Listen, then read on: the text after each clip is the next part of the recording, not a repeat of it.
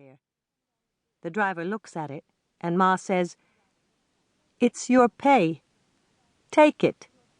We can't touch it on Shabbat." She points to her suitcase and asks if he would carry it. "Sure," he says, and in his hands the small suitcase is a toy.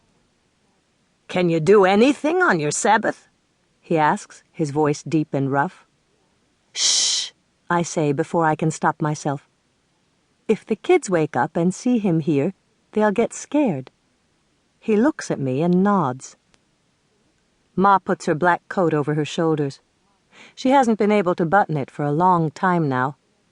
She walks out to the car slowly, with Father at her side, not touching, just walking, the taxi driver following behind. It's not often I see Ma and Father walking this way, side by side. The driver opens the back door, and Ma gets in, careful not to touch the car. She lowers herself onto the seat sideways, her feet still on the ground, her body facing the door.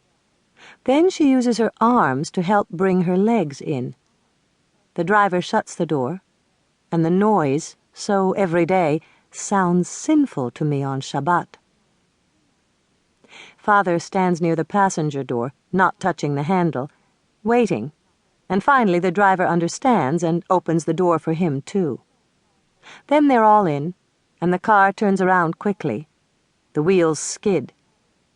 If anyone saw Ma and Father in a car on Shabbat, they'd know right away where they were going. I stand there at the open door and look out into the darkness. It's 3 o'clock. Morning is still hours away, and the street looks so different, blue and black. The silver garbage cans glow. I'm glad it was me Ma was going to wake up, that I was the one up with Ma and Father. A wind comes blowing in, and I start to feel cold standing there in my nightgown.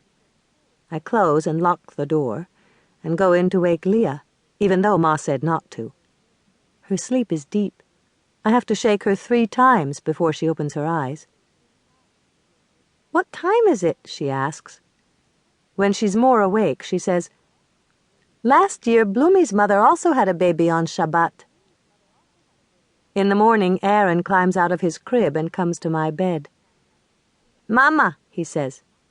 I hug him. "Mama went to buy a new baby." He shakes his head no and says he is Mama's baby. I laugh. "Now Mama has 2 babies."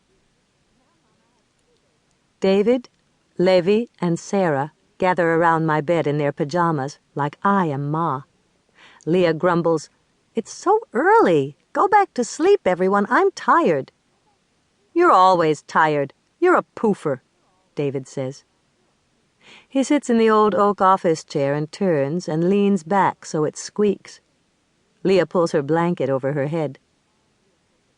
I explain that Ma went to Good Samaritan Hospital in a taxi in the middle of the night to have a baby, and David starts everyone wondering whether it's a boy or a girl. The boys want a boy and the girls a girl. We say it's a girl because the last baby was a boy, and Ma has always gone in order. Girl, boy, girl, boy, girl, boy.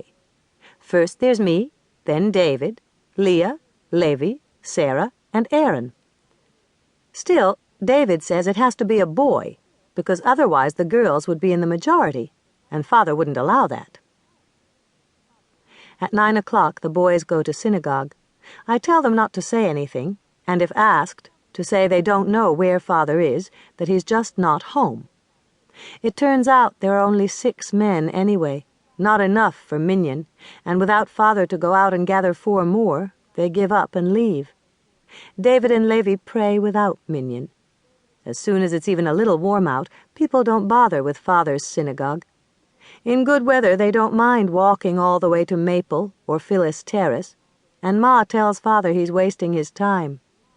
She says, "Is this what you're killing yourself for? A rain-day synagogue for everyone's convenience?" We go outside and wait for Father. He will be walking home all the way from Good Samaritan, 7 miles. Levi is the first to see him coming up the block, and he and Sarah run to meet him.